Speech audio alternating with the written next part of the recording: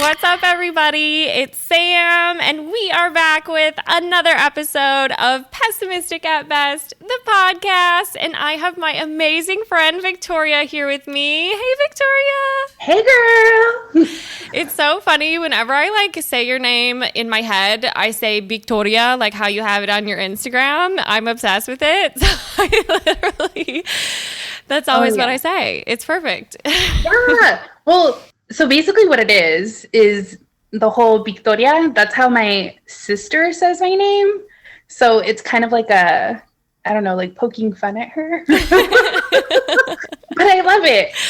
Totally. Yeah. I also go by Beaky. That's the other one I go by. I love it. Amazing. So everyone, I have my amazing friend Beaky on the pod.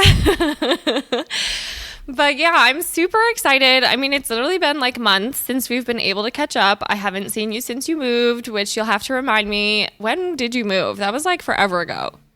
Officially a year this week. Wow, that's actually crazy. Mm-hmm. Nuts. Whole year. And like maybe the weirdest year ever. So it's like... Right. It does feel like a year, but it also doesn't. It's such a weird time warp right now. Like, I don't know. Yeah. I like to think that it doesn't count.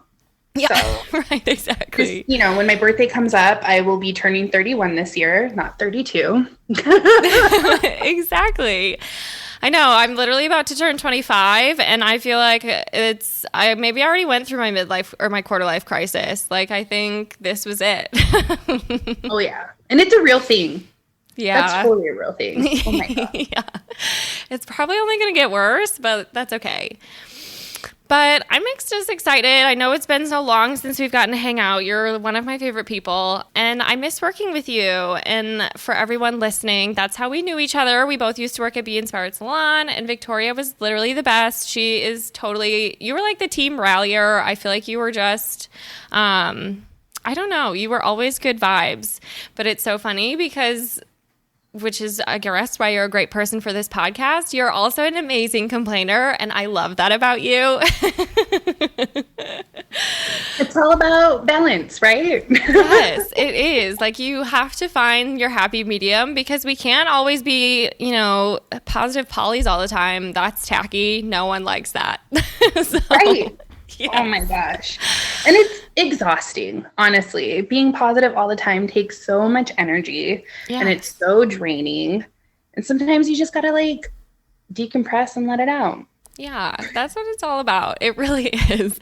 I honestly feel like it's just, not healthy to be positive all the time. Like, those people are operating at a different frequency, and they should maybe be hospitalized. Like, I don't know if that's just not natural, I just don't think it's real. Yeah, exactly. It's not.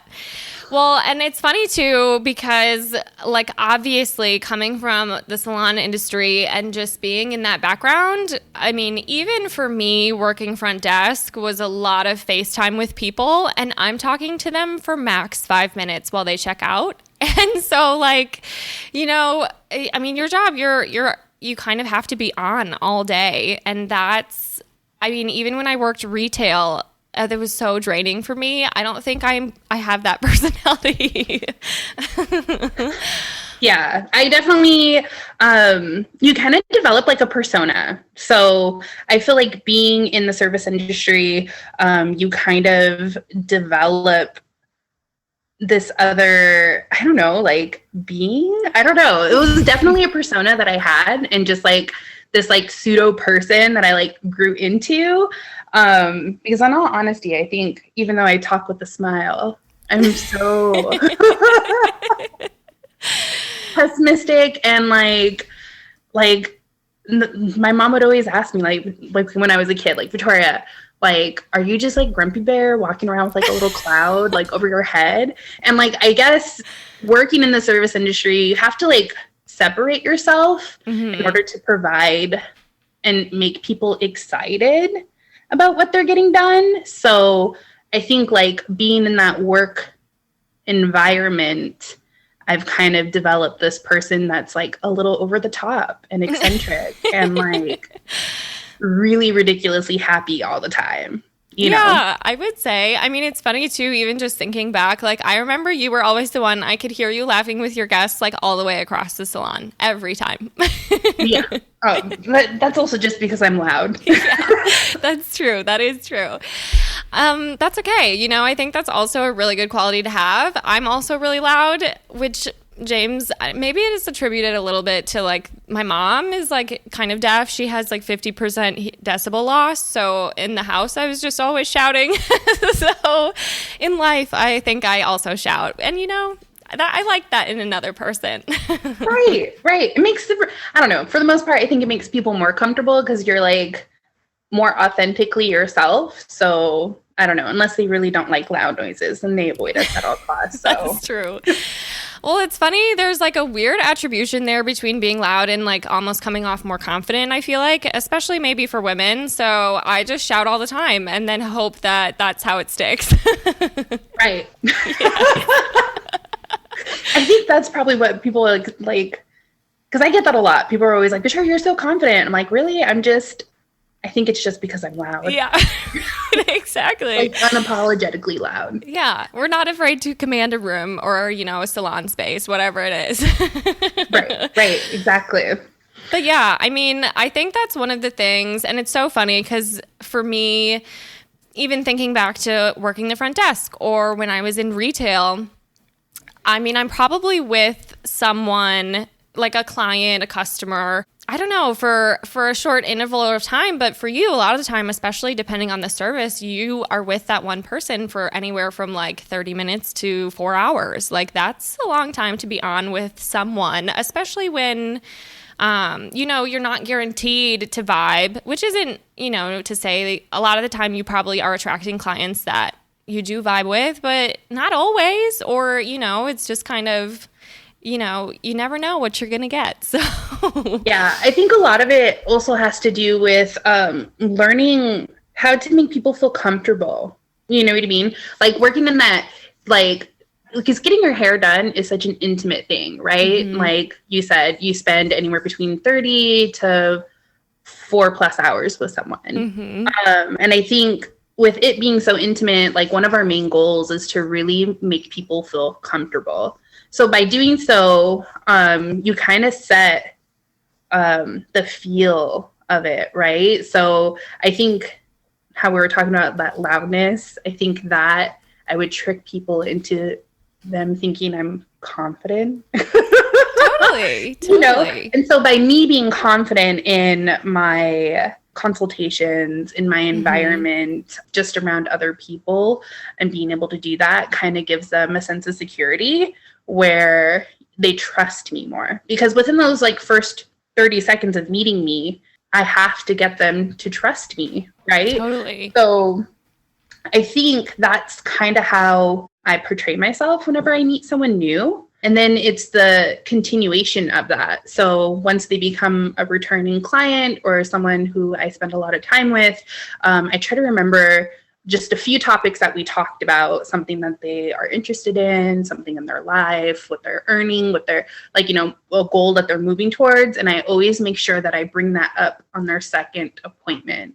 So always kind of remembering like key points about their lives is something that's really important to do. There's like, when you're behind the chair, there's so many things you're juggling. Mm-hmm. I know. I mean, it's actually crazy. I don't know if I realized how much kind of has to go on to maintain that relationship until I really worked in a salon, because it's more than just doing hair. Obviously, you're kind of acting as their therapist, their friend. You're also, you don't maybe see them for, you know, a couple of weeks, even to up to like 6 months or a year, depending how often they actually come in. And then you are still kind of expected to remember all of these things about them. And that's actually fucking crazy. Like, it's hard. Right?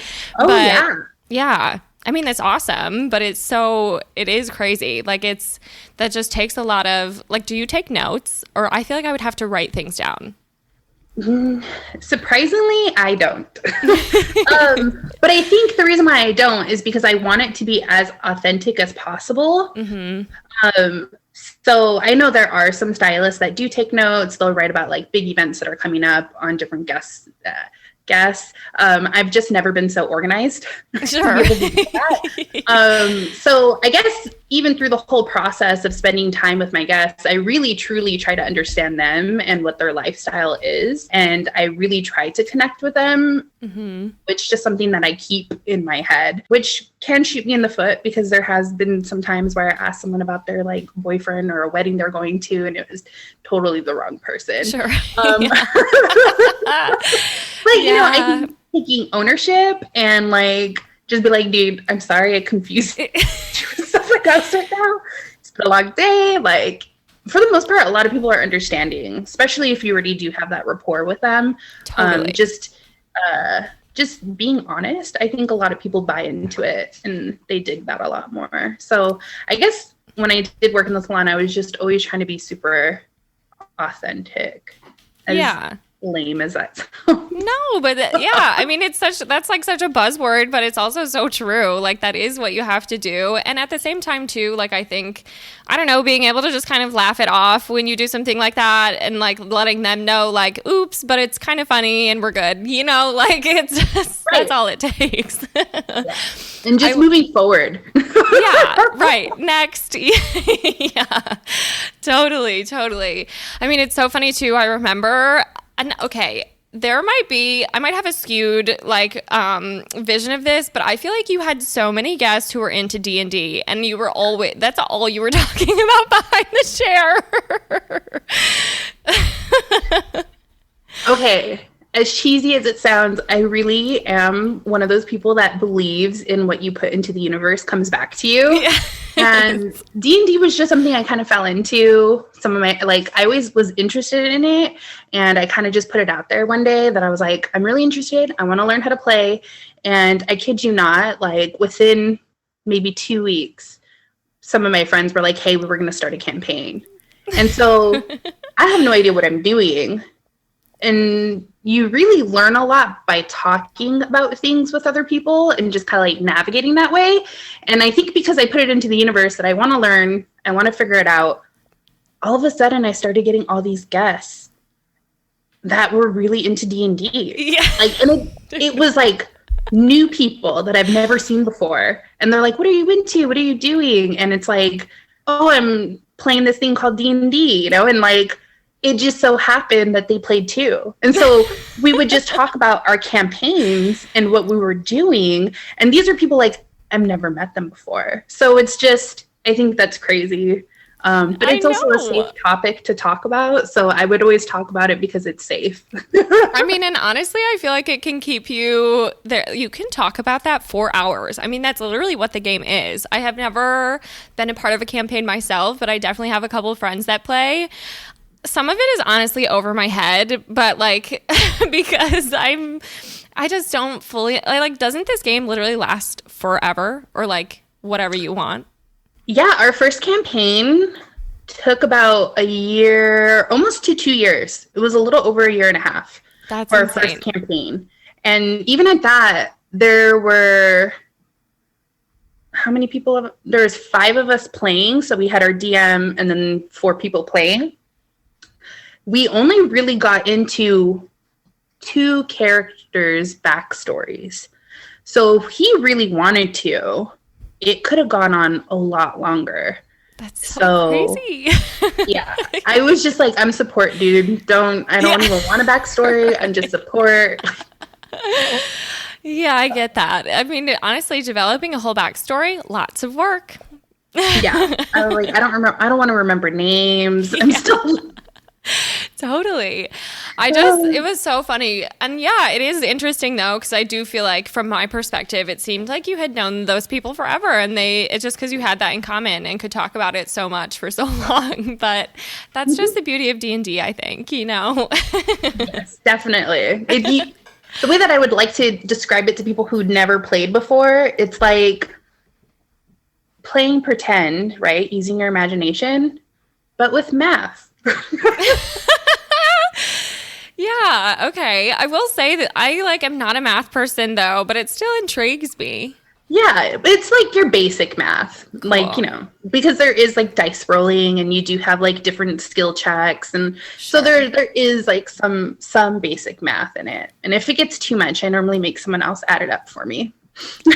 There is always that possibility. That would so be me. It was so funny that you say that, because the other day I was like writing like a tip on a bill at a restaurant, and I thought I had, I thought I was very much in private. James was nowhere near me, so I whipped out my calculator, because that's just who I am. It's there for a reason, like, why do the mental math when we have this awesome tool? And James came up behind me and he was like, do you want me to just do it? And I was like, oh shit.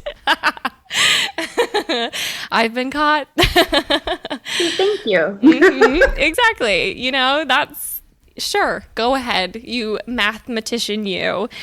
But yeah, I mean, and that's just so funny. It is so much work to just find, and it's good work. It's work worth doing, but to find those like connectors that you have with people.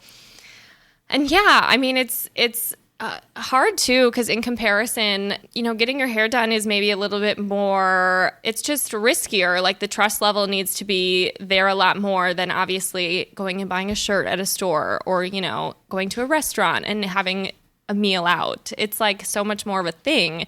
And even, I mean, everyone comes back from a haircut, and even if they get 2 inches off, they feel like a completely different person. Like, that's just the way it is.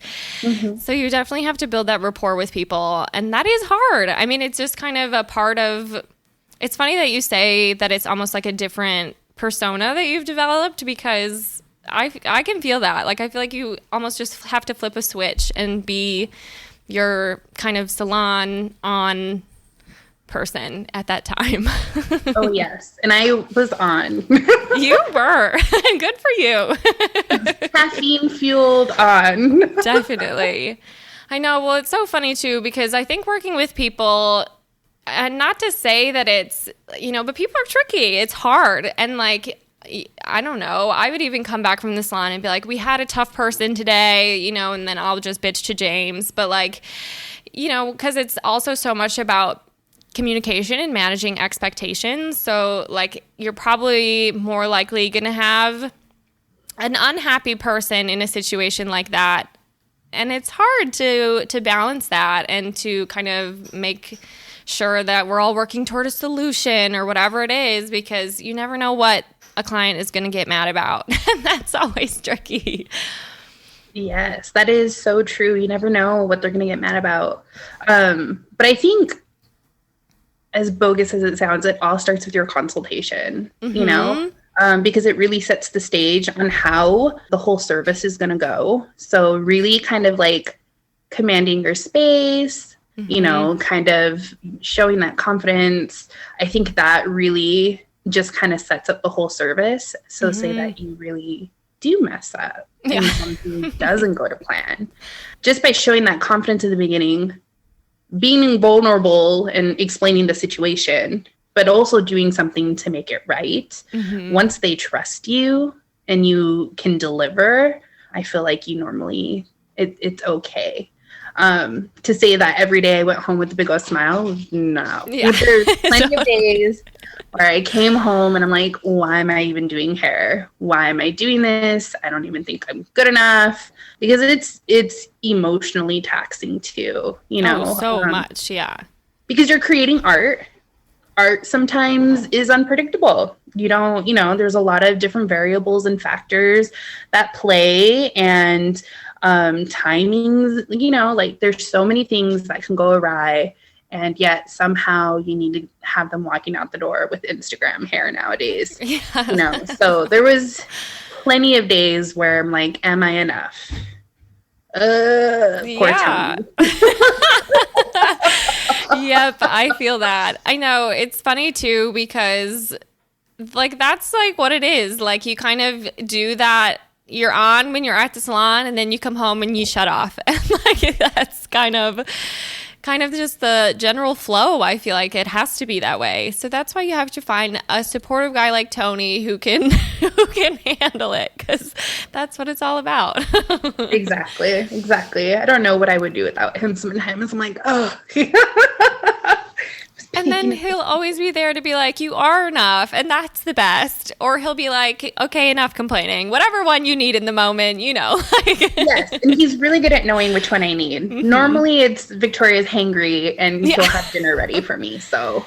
See, that's another huge part about working at a salon. You hardly get to eat. The hours are insane. I don't know how you guys do it. Like, that's, especially for having to operate, you know, and be all together and ready to go, and then to also be fucking hungry, like, that is hard. Right.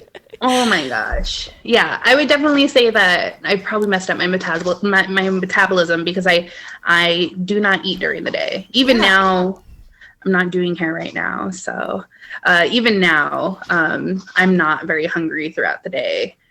Just because normally when I was working 12-hour days behind the chair, 10-hour days behind the chair, I was normally booked back to back, double, triple booked, and I would barely be able to get some water down sometimes. So I think I've, over the years, have just like kind of conditioned my body to like not want to eat until like late at night, which is not the best for you, but working on it, right? 100%. It is a work in progress. It is. Yeah, working on it. So yeah, most days I would probably just get like one big meal. And so when it was like patio weather in Wisconsin, that was the thing I would like to do after work. I'm like, let's go to find a nice patio, go hang out, have a few drinks. That was like my thing I would do at least 2-3 times a week, not including weekends. Yeah, right. Totally. Yeah. Definitely one of the ways to cope. Yeah, I mean, right. And that's something I feel like, and I know, like, I have a couple friends who have been in the restaurant industry forever, and they say kind of the same thing. And it is one of those things, too, I feel like in this way, you have to, like, decompress afterwards, that it's nice to be able to go and do something like that. But then, yeah, sometimes also that can catch up with you. I mean, there is so much. It is, again, balance, which is so much easier said than done. But yeah, I mean, and I know obviously like you moved back home and it's crazy that that's been a year, and we miss you. I miss you. It's funny. I was actually just on a walk with Whitney the other day and like, we were just talking about you. We miss you. You're the fucking best. Oh my God, you guys are the fucking best. I miss you too. I really do. Like, my whole time in Wisconsin was pretty tough.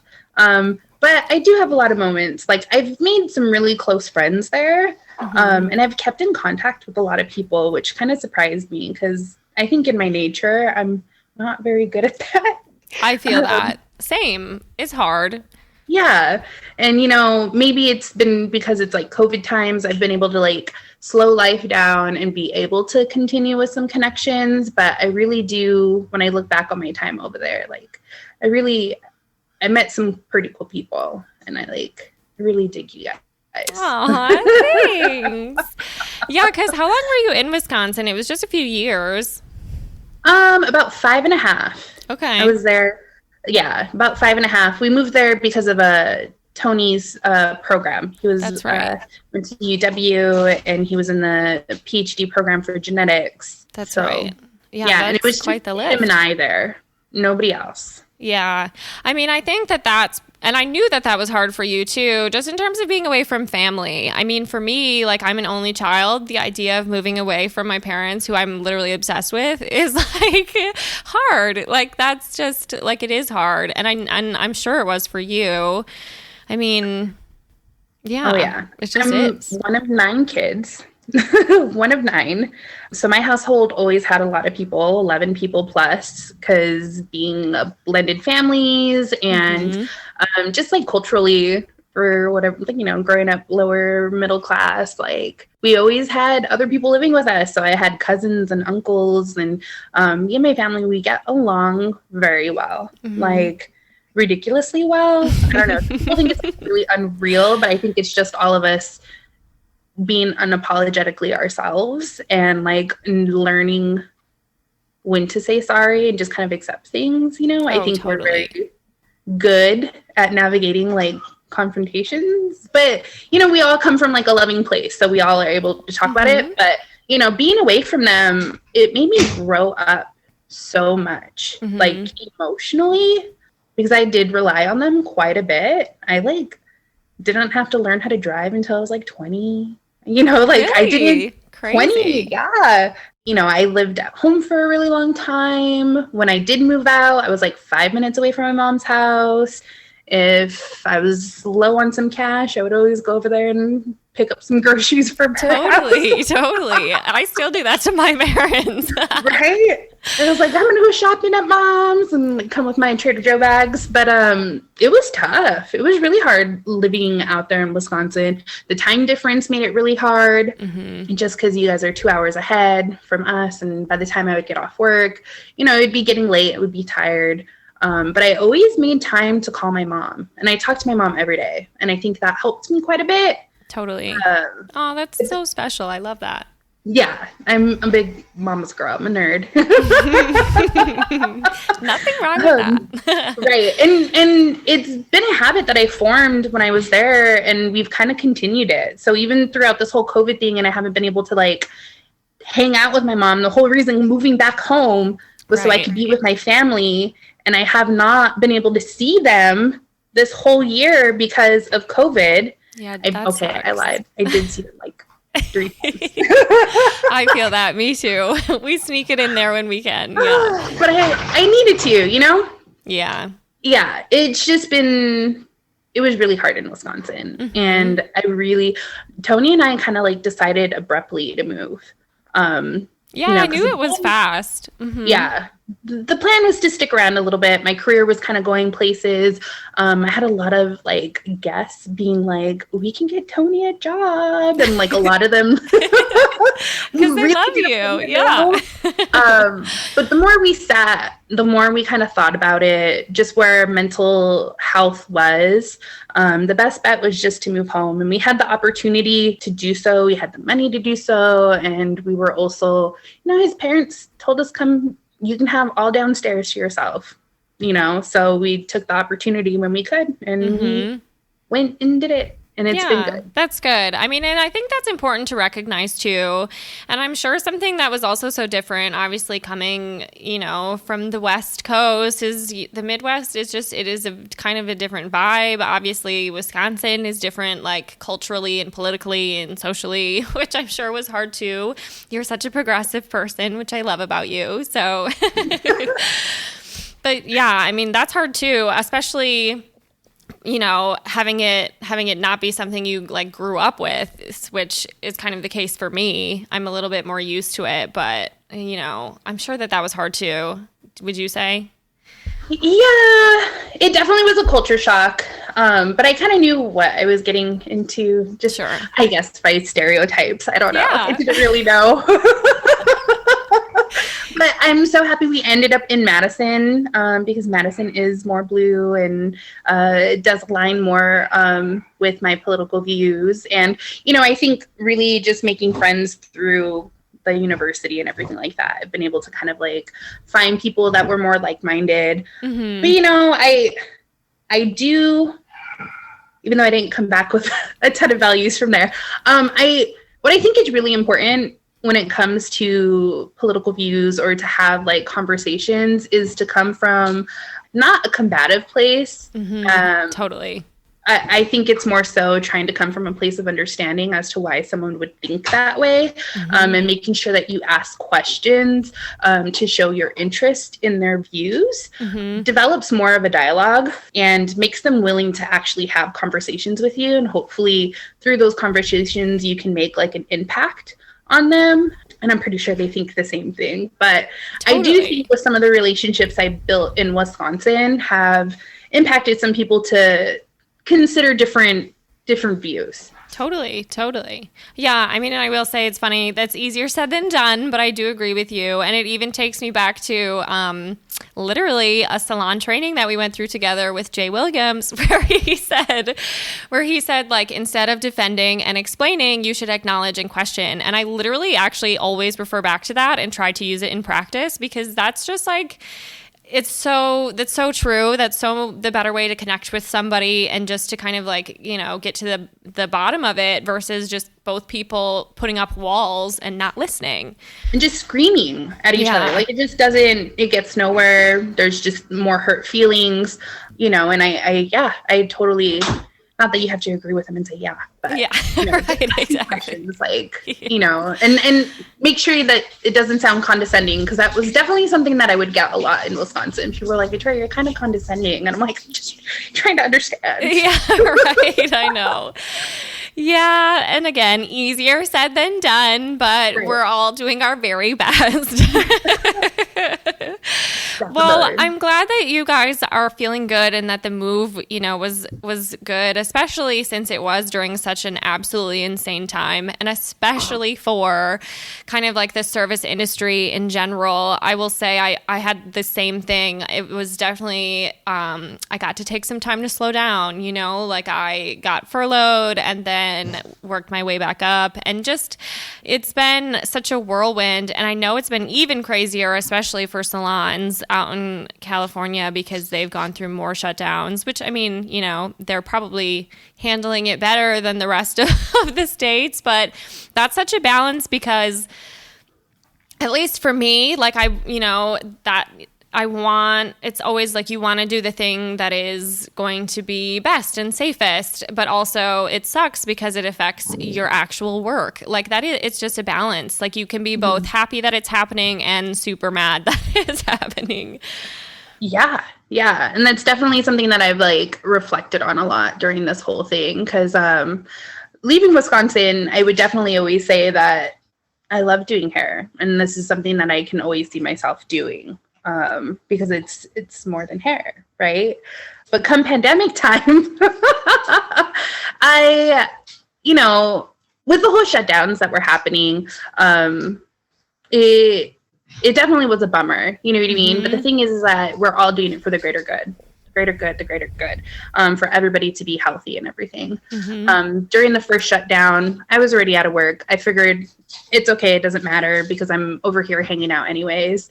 So I didn't really like actively look for a salon, because they're obviously all closed. Right. So we kind of went through like a few, like two different waves. So salons started opening up. And around that time, Tony and I my timeline is so... Yeah, I totally get that. A lot has happened. Yeah, so fucking much. So basically, Tony and I found a really cool apartment. We live in the San Mateo area. It's about 20, 30 minutes south of San Francisco, depending on how fast you drive. But when I first moved to San Mateo, we opened up. Not all the way, not completely opened up. I believe we were in the orange tier, because we're doing like a different tier system. And so basically I ended up did my whole website searching, looking for someone or a salon that kind of promoted the same community, because I truly did love working at the salon. I liked how we were into like new technologies and like promoting a certain kind of culture. I really enjoyed it. I felt like I got the most growth during those years that I was there. So I was kind of looking for something similar. Obviously, I'm not going to find the same thing. Yeah. But I found the salon. It's hard to know on paper too, like it's just so much harder to tell until you're in it. Right. So I found this salon, and it seems good. It looked good. I got into contact. We did a few video chats on, interviews and stuff like that. They asked for portfolio. I was like, who does portfolios anymore? Look at my Instagram. Yeah, straight up. Here's my handle, Right. Give it the program. Yeah. But it seemed all good, and I ended up going to the salon, and it was cute. It was nice. They used a lot of products that I was super familiar with. So no training or anything like that. And mind you, it's in the middle of a pandemic that this is happening. So it's very much so one client, no double, you know, make sure you wipe and sanitize, which you should be doing anyways. But the more I worked there, so I started there like in October, I worked until December, the second shutdown. So not that long, right? Like maybe 2.5 months. Oh my gosh. My cats just jumped into the wall. Yeah, cats do the fucking craziest things. I'm sorry. It's okay. I love it. So working there and just kind of being in that environment, you know, it was really hard to separate myself and have that usual persona that I normally have. Totally. Because one, I'm unsure of how this is going to affect me and my body and my family, right? I'm seeing all these people I've never seen before, so they're strangers. People are coming in high tension because they're scared. You know, when I looked around the salon and really started kind of seeing how the other girls were interacting, or even them talking about what they were doing on the weekends, I was like, they're not really being safe, you know? My county, San Mateo County, we had really low reporting numbers. So right before we shut down again, the counties surrounding us were shutting down. So across the bay, because I live in the peninsula, across the bay, they shut down, you know, south of us shut down. So we were getting a ton of people from different counties in the salon. And the more I worked, the more I just felt, I guess I fell almost out of love with doing hair. Totally. I can see that. Yeah. You know, it really made me kind of like reflect, like, is this sustainable? Is this something that I kind of like, that I want to continue doing? Do I really trust these other people to be responsible? Because as you talk to the clients, guests, you know, you find out about their lives, you know, and I had a lot of people telling me about vacations they had planned and that they were taking, what they did on the weekends, they were drinking with friends, this and that. You know, it just really made me uncomfortable, you know. So the second shutdown happened and we were all kind of on standby, just kind of hanging out, not knowing when we're going to open. Because when we're out here, the reason why the shutdowns happened, I don't even explain why they happened. It was basically, we were looking at percentages of beds that were available. So ICU beds that were available. Yeah. And if they went below 15%, then our county shuts down. Okay. I think the lowest we got to was at 2%. That's scary. Yeah. So it just didn't sit right with me. So we were kind of just hanging out. Holidays happened, you know, got to do a lot of Zoom calls with the family and hang out and do a lot of reflecting and kind of thinking about if I love doing hair and if this is something I want to continue doing. Definitely is. I love it. But I also think there's other things that I want to pursue and look into doing. So when I get my second shot, I am going to apply at salons again. Nice. Very cool. But I've decided that I think I'm going to go to school. Like nice. I want to go back to school. And I want to become a mortician. I love it. Wait, I can totally fucking see you doing that. Amazing. Yeah. Okay, that's so funny because and it's just one of those things. Like, how did you come to that conclusion? I would love to know. Well, you think about it. Hair, as much as we love it and gives us confidence, and it's something we wear, is a necessity. Is it something that we need to be getting done? No, girl, you could grow your roots out. It's fine, for right? sure. Just kind of looking to the future, you know, there is a high possibility of more outbreaks happening. And I'm the kind of person that likes to work. So are people ever going to stop dying? Right. Straight up. No. No. So I'll never be out of work. Right.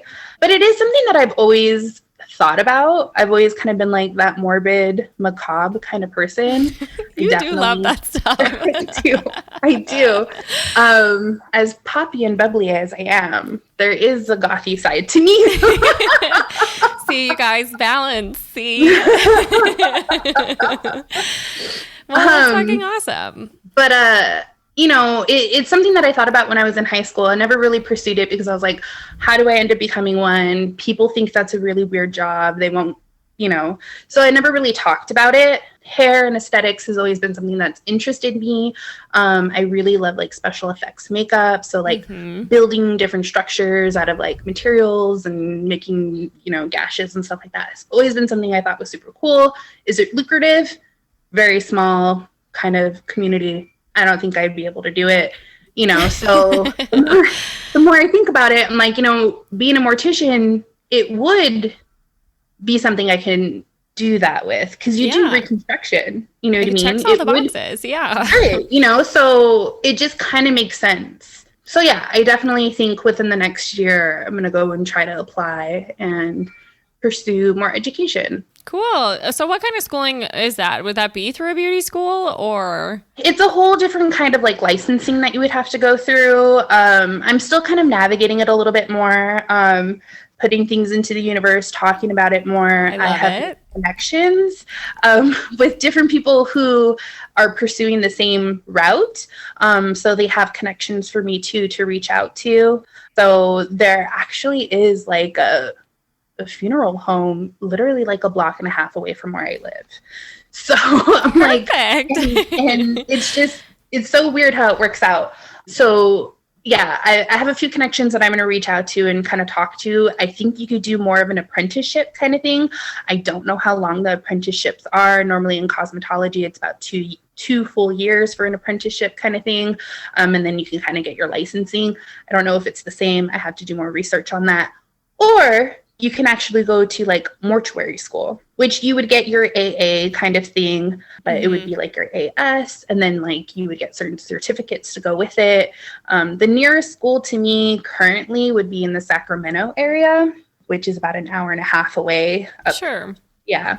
So something that I have to talk to my partner about more and kind of figure out what we were going to do if this is really something that I want to do. But lately, all the signs are pushing to yes. And you gotta trust those when it happens. Totally. Right. No, that's fucking cool. I think I can totally see it.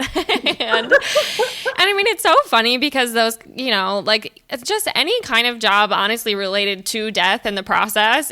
People do kind of, it has like a weird status around it, but I mean, it's a necessary job. I have one of my longest childhood friends. She recently became a funeral director, and it was like a dream of hers. But like when you say that, people are kind of like, "Why is that what you're dreaming about?" But it's like, why not? Like, right. I really feel like I was very much so doing hair. My favorite part of it is not the hair part. It's a bonus. It's a plus. I get to do art. But the thing is that I really love the connections I would make with people. The thing is that we talked about that, how that can be draining, right? Yes, totally. Granted, going into the funeral business, you will have to deal with a lot of emotions, and it can be draining. I'm not disregarding that. But the thing is that it's probably most likely not going to be continued relationship. Yeah. And I feel like, me personally, I can guard myself a little bit more when it's not someone that I would continue to see. I can be there emotionally available for them for a temporary amount of time. Totally. I don't know if that makes sense or not. But no, definitely. I mean, and I think that's one of those things where, like, I guess I'm not a hairstylist, so I don't know how often that gets talked about within the community. But outside of it, I can say that I think that's something, as the person sitting in the chair, you're not always thinking about that. And like, if they even, if my hairstylist has like the mental wherewithal to handle me today, like I'm just here for my regularly scheduled appointment and we're doing the damn thing. But like, that's such a thing. And I think it's really good to even be that connected with just yourself. And that takes work. to know that like, hey, I might need a break from this. And like, that's fine. Like, that's so reasonable. Cause yeah, it is draining. I don't think I could do it personally, be a hairstylist. Like, I think just the amount, I don't have that always on personality. Like I mean, I love talking. I'm such a chatty person. I'm definitely an extrovert, but like on my terms, you know? And like, that's so different. Mm-hmm. Yeah, for sure. But that's awesome. And I think it's funny. I don't know. I feel you on like the COVID has just given us so much more time to just like check in with ourselves and decide maybe what we want moving forward. I also think it's really interesting, like the kind of discussion around it being safe to go to work, because you have to feel safe at work. That's what you do all day long, you know, like in and out all week. And that's so, if it's like right now where you can't even necessarily trust that you're being protected because of this absolutely insane virus, and that, you know, you don't know the people who are sitting in your chair and whether or not, you know, they have everyone's best interests at heart, is, you know, that's so hard. And that's so much like, I don't know, risk that it's sometimes just not worth it. So, yeah. Right. Yeah. It was definitely, it was just such a bizarre feeling, because I never thought that like I would have to put my career on hold or pause, or I would even have these feelings that I'm having or anything like that. But I definitely think like I've had a lot of time to like kind of like reflect and like think about it, you know? And I feel ever since I started doing hair, like I've never been, that's a lie. Feel like with doing hair, and just within the last 6 years, maybe my adult life, since I ever got into like the industry, I've always had like this like grind mentality, right? Gotta go on the grind, gotta do this. And like I just feel like I've finally been able to breathe afterwards. And just kind of take a moment. I've always like checked in with myself emotionally, but I've never been able to like fully think about it. And I just think it's time to kind of change gears and do something else. Do I really want to grind again? I don't think so. I know it's important. I want to spend time with family. I want to make time to do the things I enjoy, because I love going to the beach. I love, hell yes, you know, I love going hiking. I love being outside. Like I started doing yoga outside under a tree during this whole COVID thing for an hour a day, you know, like why can't I do that like after COVID? Like I really need to totally. I know. Well, it's so funny too, because there is so yeah, honestly, that's why I hate America. We work too hard, and like that's probably a conversation for another time, but I feel that like I mean, it's so funny. Even just during COVID, I like was sitting around and playing my Switch during the middle of the afternoon, and I was like, this is so fun. Like I feel like a kid again. Like I can just do whatever I want. Oh my God. Yeah. I mean, if I could get paid for doing that, that would be fucking awesome. But I'm not probably a good enough gamer, so we'll have to figure out something else. Right. We could just have our own Twitch channel. We could do that. Okay. We just have to get enough streamers. Honestly, they just kind of have to come more for the personality than for the skills, because yeah, I love that for us. Maybe that should be our next thing. But yeah, I mean, I totally feel you. And I think I'm excited for you. It's good to catch up, and it's so good to hear about this, because, I mean, you know, I knew you not so strictly, but mostly within the context of our jobs. And I love you. You are such a bright light, and I just think you're the fucking best. So I'm excited to hear about all your plans.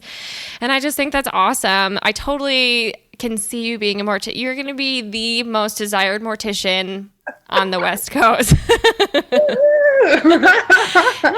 If I die anytime soon, I'm sending my body over to you. Yes. You're the only one I would trust.